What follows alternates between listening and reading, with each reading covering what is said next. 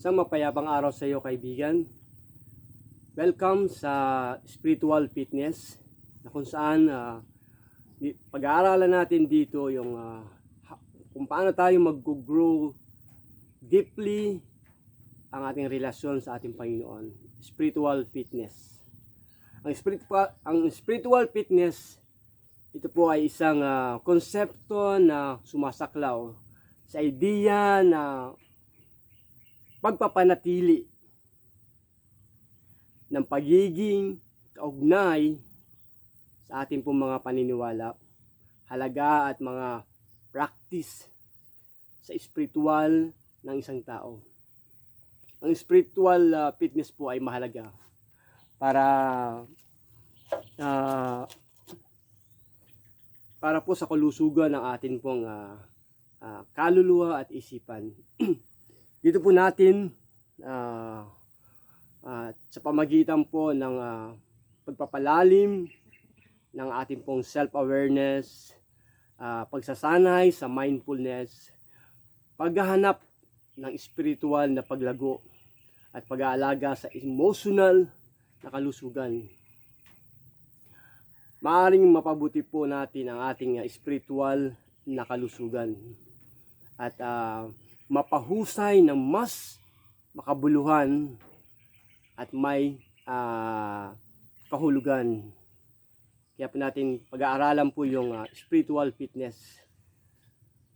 Isa pong verse ang ating pong tunghayan. Sabi po sa 1 Timothy 4:8, basahin po natin. For bodily exercise profitable unto all things, having promise of the life that now is and of that which is to come. Basahin po natin sa Tagalog. Verse 8, sa pagsasanay ng katawan ay mayroong ding pakinabang, ngunit ang makadiyos na pamumuhay ay mapapakinabangan sa lahat ng paraan, sapagkat ito ay may pangako, hindi lamang sa buhay na ito ngayon, kundi maging sa buhay na darating. So dito po makita po natin sa 1 Timothy 4:8 na marami pong tao ang nag-spend ng time, effort para yung kanilang physical exercise, physically fit sila. Pumunta sila sa gym, punta sila sa basketball, o gumagawa sila ng sports. Nag-e-effort sila para mapanatili ang kanilang physical fitness. Pero paano naman ang ating pong spiritual fitness or exercise? Nagbibigay po ba tayo ng time and effort para ito ay gawin din po? Tulad po ng pagbabasa ng Bible, pagpananalangin at pagdalo sa isang simbahan na kung saan ay tinataas ang ating Panginoon. So sa physical exercise po, sila po ay nakapokus sa pang outward, maging fit, may muscle. Pero sa ating pong spiritual na exercise, ito po ay ang ating nakapokus po tayo sa ating pong inward, sa ating pong kalooban, kung saan ay ito po ay hinuhubog ng Panginoon habang tayo po ay the more na gusto natin siyang makilala ng mas malalim pa. So kailangan mayroon po tayong magbigay rin tayo ng time and effort sa ating pong spiritual exercise para tayo ay maging spiritually fitness po.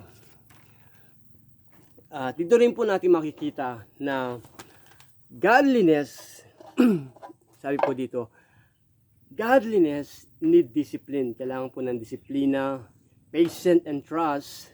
It is not instant but a process and a long journey for growth and transformation in living the will of God.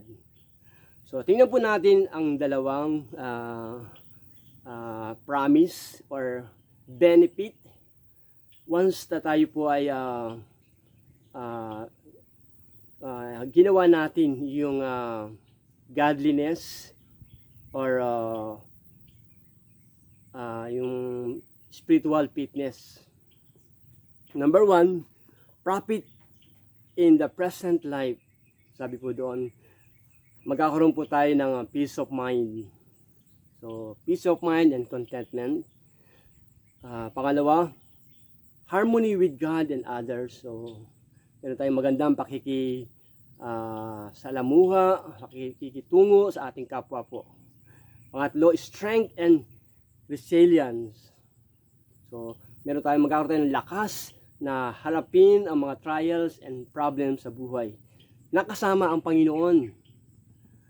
And pang-apat, personal growth and development. Tayo po ay mag-grow spiritually habang tayo po ay maglilingkod sa Panginoon o gumagawa ng kalooban niya. Panglima po, positive impact on society.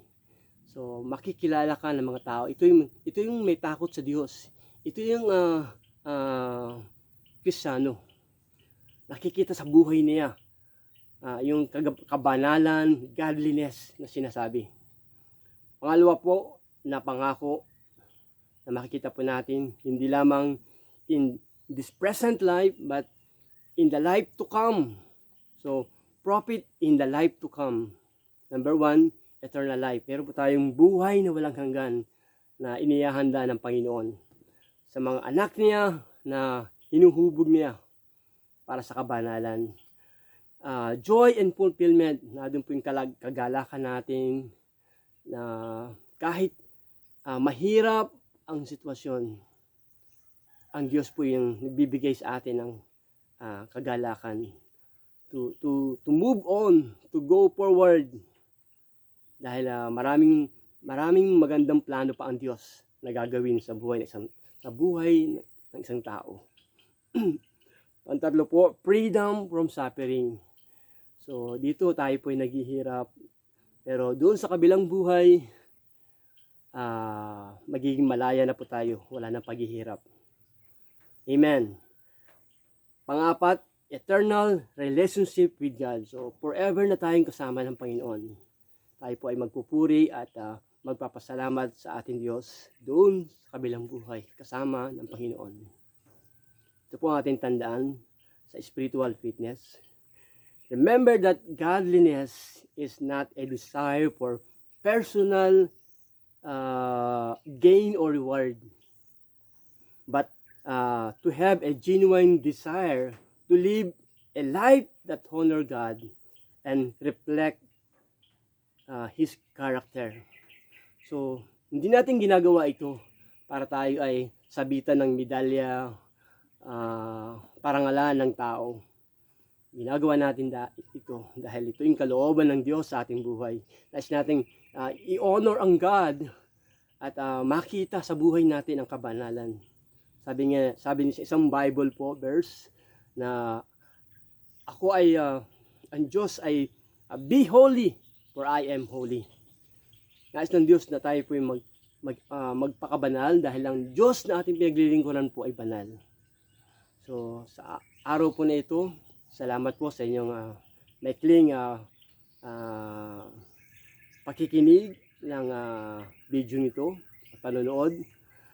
Hanggang sa muli po, samahan niyo po ako na minsan pa sa programang ito ng spiritual fitness. Nang sama-sama po tayong lalago at sa tulong ng ating Panginoon.